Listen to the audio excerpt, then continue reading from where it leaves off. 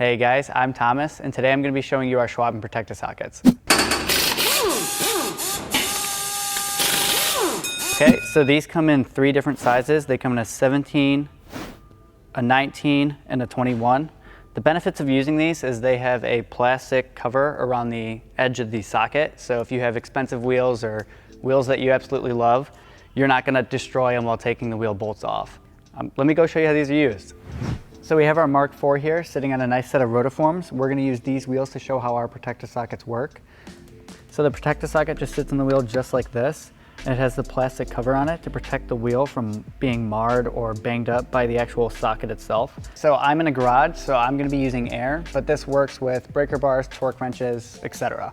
So let me actually show you how it's used. Here we go.